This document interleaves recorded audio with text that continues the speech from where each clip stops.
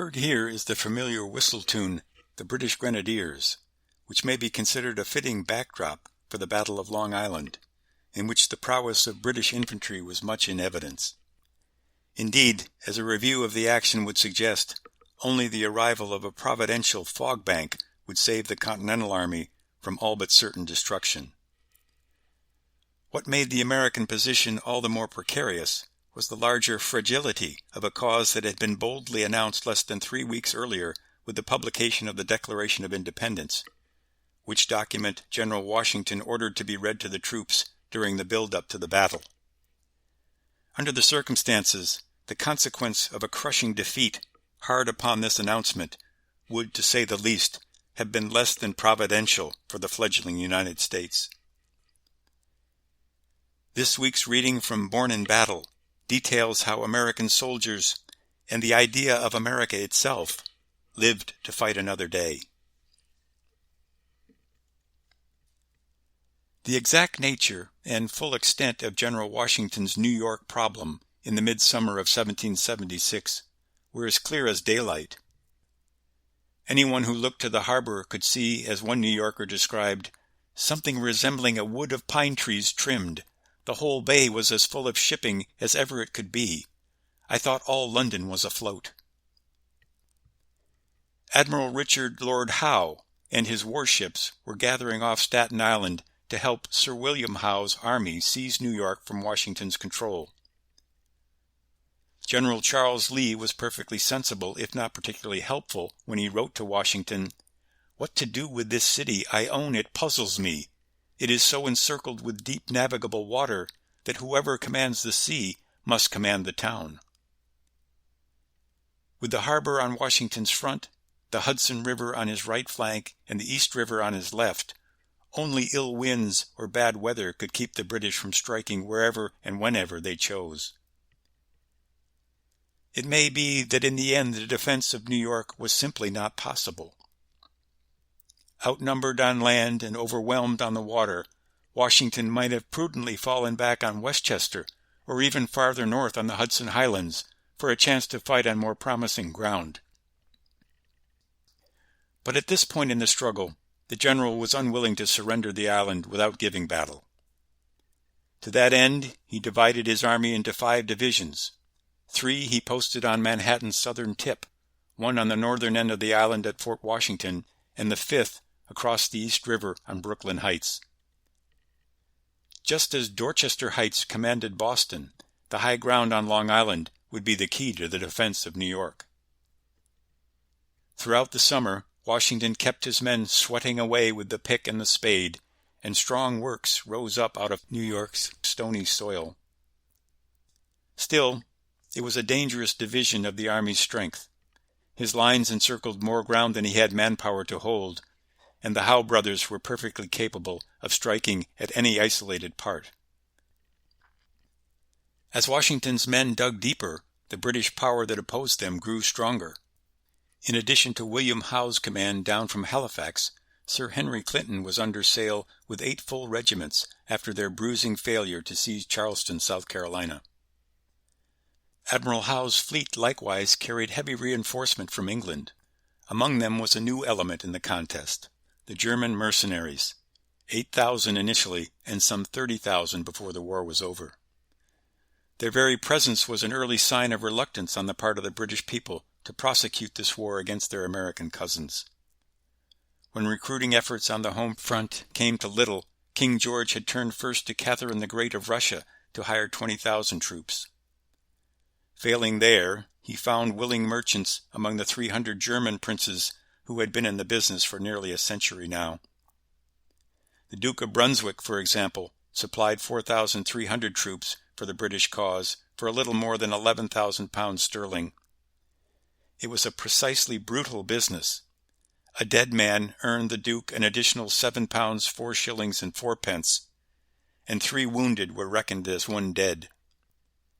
Because something like half the German troops were pawns of the Landgrave of Hesse-Kassel, these unfortunates came to be known collectively as Hessians in America. Of the 30,000 who served, only 17,000 ever saw their native land again. Perhaps the luckiest were the 5,000 who deserted a cause that was never theirs in the first place. For these, being sold like cattle proved to be the first step toward freedom and dignity. It would be interesting to know how many living Americans can trace their descent to desperate soldiers who had the nerve to throw down their muskets and begin a new life in a new land.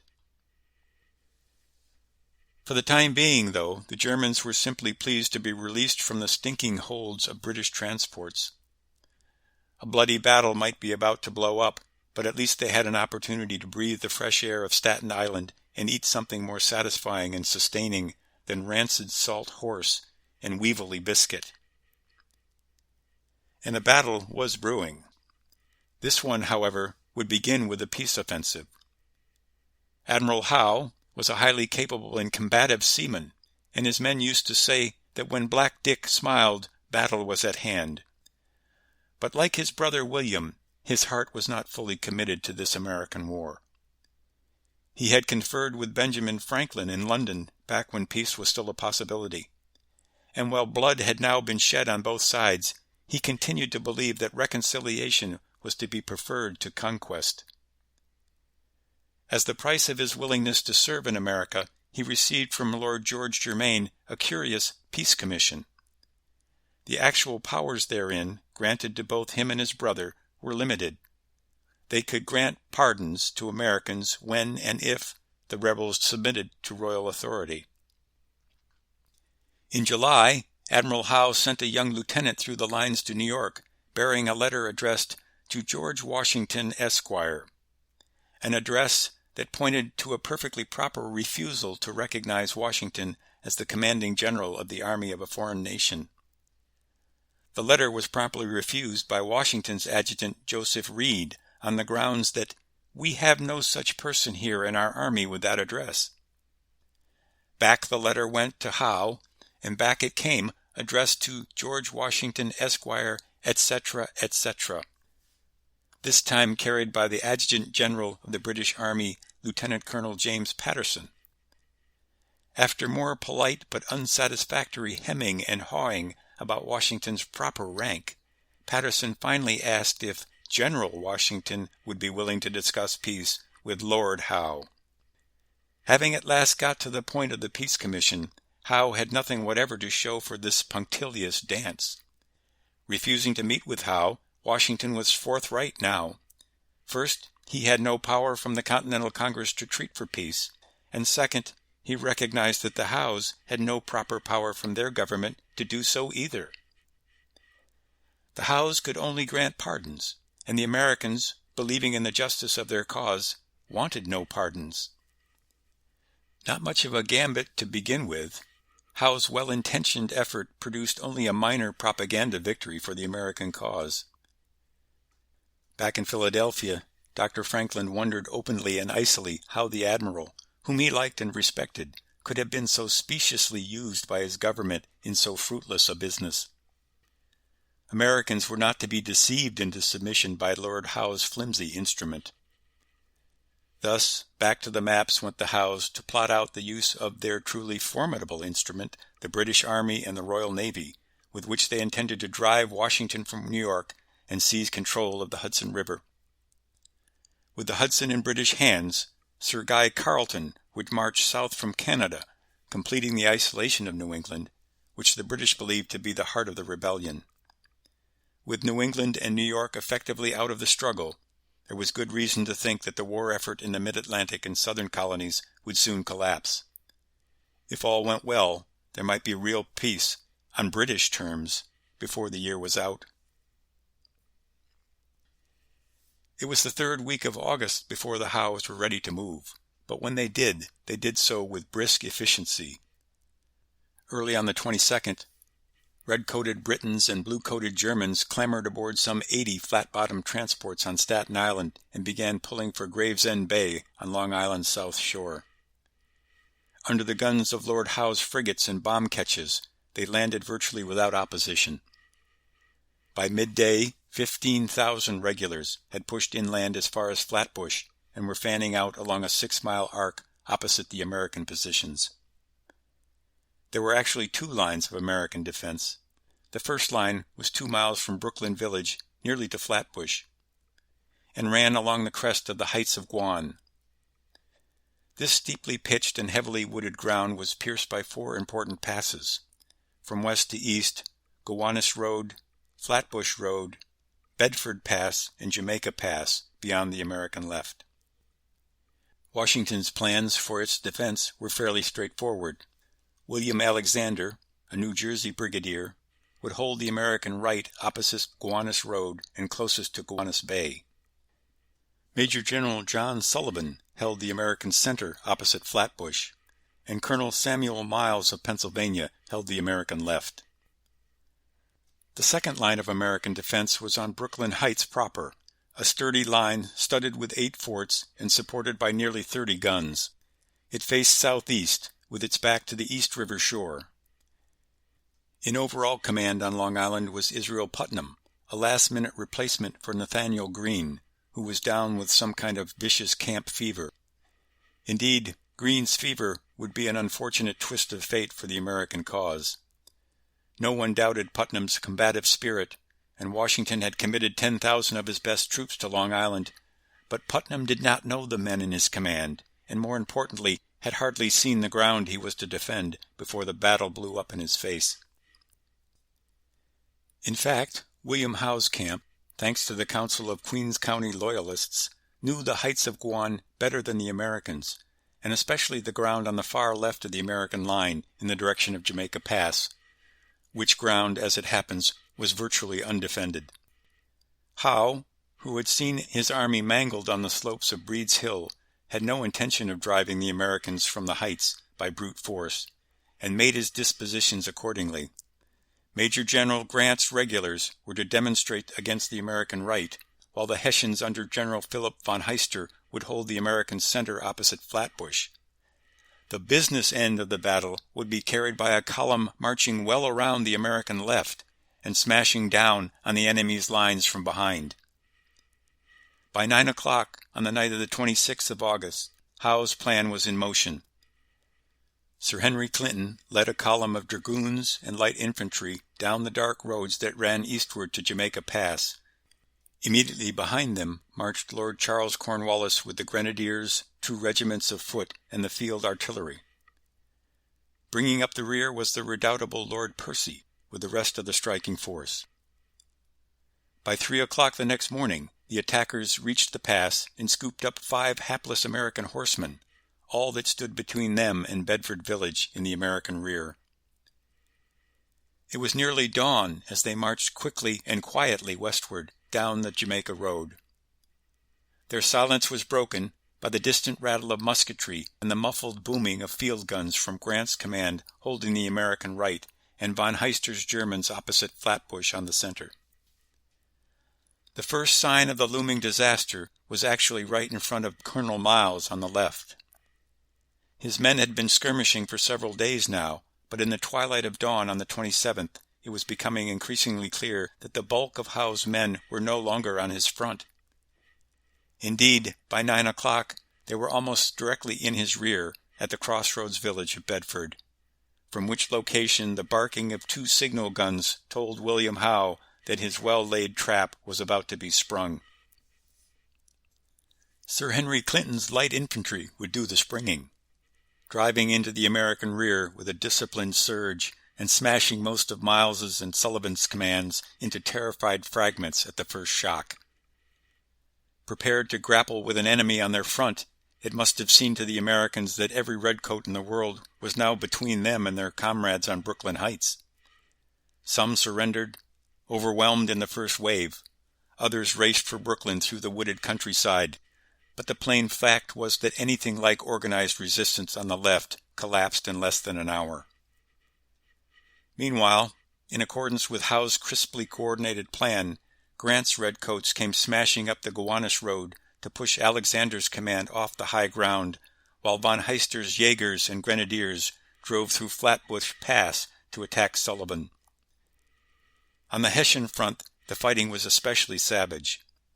The German troops had been told truthfully that the Americans bore particular malice for mercenaries, but falsely that they would give no quarter to them. The brutal result was that many desperate Continentals were bayoneted to death as they tried to surrender. It was an ugly business that shocked even the British regulars, who were not easy to shock.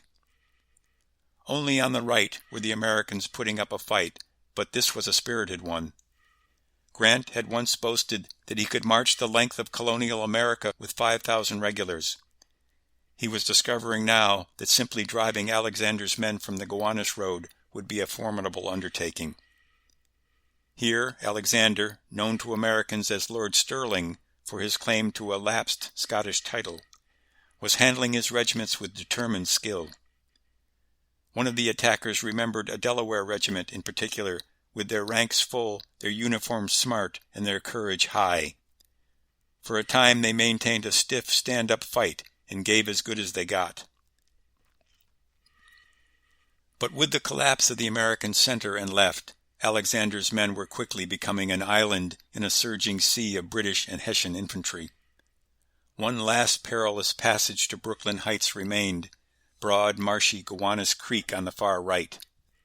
Whether this tidal creek would be a safe passage or another killing ground depended on stopping the British advance at least long enough to give the bulk of the troops a chance to cross the marsh. Alexander detached some 250 Maryland men under Mordecai Gist and led them at the point of his sword into the onrushing redcoats. The first attack was blunted by musketry and cannon fire, but incredibly they reformed and made 5 more determined but doomed attacks. Washington, watching the disaster unfold from Brooklyn Heights, cried out, "Good God, what brave fellows I must this day lose!" And the loss here was very nearly complete. Only 8 of the Maryland men ever reached Brooklyn. Alexander himself was taken prisoner, surrendering his sword to von Heister, about the same time that General Sullivan was likewise seized by Germans in a nearby cornfield. If there was any solace besides the sheer gallantry of Alexander's resistance, it was that a body of Americans, in numbers yet unknown, had reached the works on Brooklyn Heights. One of these was a 16-year-old Connecticut lad, Joseph Plum Martin, who with many of his comrades slogged out of the mire of Gowanus Creek, looking like water rats, a truly pitiful sight. And it could hardly have looked more pitiful for the American cause by noon of the 27th. Though the Brooklyn works themselves were generally strong, they were manned by the fragments of Washington's broken Long Island command, demoralized, disorganized, many disarmed. It would take time to reckon the loss, but of the 10,000 committed to the battle, nearly 1,500 were killed, wounded, or captured, at a cost to the British of less than 400. Most critical to the very survival of the American command was the fatal Jamaica road, a vulnerable approach to the heights and still virtually undefended, though a New York outfit was even then digging in there with sweaty desperation. If Fort Putnam on the American left could be taken or flanked, the entire Long Island command, with nothing at their backs but the East River and the British fleet, would be gobbled up. It would mean the loss of fully half of the American army, and this the best trained and best equipped half. Indeed, it might mean the end of the rebellion then and there. This was precisely what Sir Henry Clinton, who had led the smashing flanking column, now hotly urged on Sir William Howe. Washington had been out-generaled and his men outfought. One British officer swore his Grenadiers could take Fort Putnam in 5 minutes, and inside of an hour drive the whole milling mob of rebels to the Brooklyn ferry. But deliverance for the Americans, at least for the time being, was at hand in the persons of the 2 most important men on the battlefield. The first was Sir William Howe, who, having crisply won half a battle, was now willing to settle into a siege of Brooklyn Heights by regular approaches. To the undisguised disgust of many of his subordinates, he would follow, as he later wrote, the dictates of prudence rather than those of vigor. The second savior was General George Washington. It may be that inwardly he was as shaken as his men by the disaster, but outwardly he was an imperturbable and active presence. What he would do tomorrow he did not know, but on this dismal night he would hold this ground. With a brace of pistols in his hands, he vowed to shoot the first man who ran. No man doubted Washington's courage or resolve, but it would certainly be fair to question his judgment at this point. Still convinced that the heights could be held, he ferried 3 additional regiments from Manhattan to Brooklyn the next morning. It was a move that violated a perfectly sound military principle: never reinforce failure. If General Howe were to move aggressively against the heights, while Admiral Howe brought his frigates into the East River Basin, Washington would have simply added 3 regiments to the toll of the captured. But it was Washington's good fortune just then to see the Howes violate a perfectly sensible military principle themselves: never surrender the initiative. Or, as hard-driving Nathan Bedford Forrest would put it a century later, always keep up the scare. It is difficult to understand or explain the strange inertia of the Howes. Both had well-earned reputations for aggressive, decisive leadership.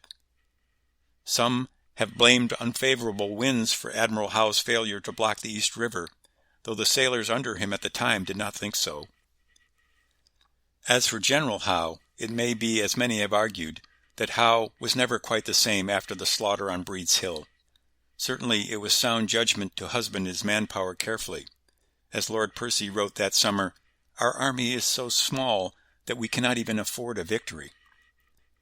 It is also possible that both leaders feared that an aggressive war of conquest would make of America another Ireland, not a productive partner in empire, but a seat of endless and insoluble enmity. Perhaps in the end the Howes' hearts were simply not in this fight. In any case, right before them was a rare and remarkable opportunity, a decisive victory to be had at bargain prices. The day after the battle, a sullen rain fell, and the Americans shivered in their sodden trenches, trying to keep their powder dry and their spirits up. But the bombardment by sea and bayonet attack by land that all dreaded never came. Admiral Howe's warships stood patiently at anchor in the harbor, while General Howe's sappers dug regular approaches to Fort Putnam. The Howes' inertia was a gift beyond reckoning. Washington, always sensitive to slights of his reputation, could barely bring himself to contemplate retreat on top of defeat. He seemed for a time prepared to lose his army to save his reputation. But by the morning of the 29th of August, he was willing to listen to good counsel and retreat to Manhattan, if the British would let him.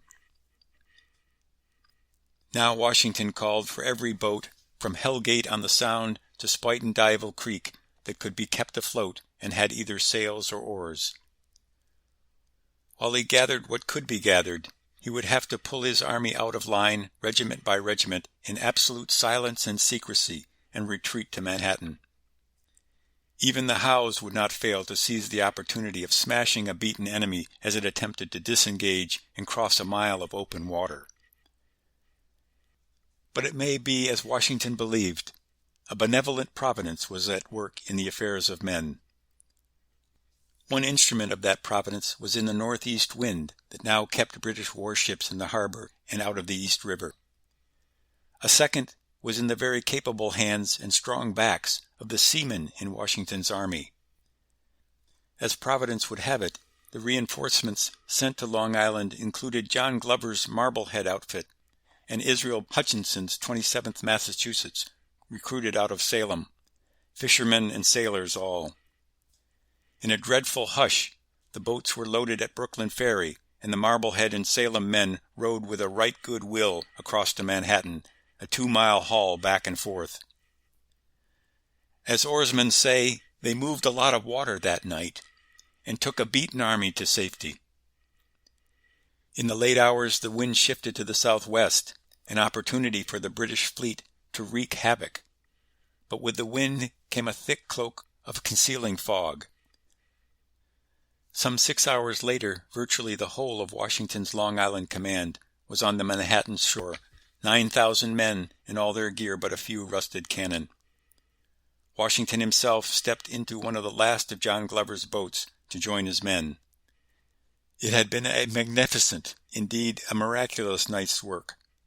As one Briton wrote, Those who are best acquainted with the difficulty, embarrassment, noise, and tumult which attend even by day, and with no enemy at hand, a movement of this nature, will be the first to acknowledge that this retreat should hold a high place among military transactions. A skillful retreat had kept Washington's army alive, and that would have to pass for an American victory for the time being. As for General Howe, having seen opportunity come and go at least 3 times, he was in no particular hurry to press the fight on Manhattan. He even conferred with the captured American generals, William Alexander and the luckless John Sullivan, and tried to persuade them to join a new peace initiative. Alexander, a tough-minded Scot who nourished an abiding mistrust for the British, would have none of it. Sullivan, though, was given a pass to Philadelphia to put Howe's peace proposal before Congress. All he achieved there was to persuade some that he was both an incompetent on the battlefield and a fool in council. John Adams expressed the wish that the first musket ball fired on Long Island had gone through John Sullivan's head.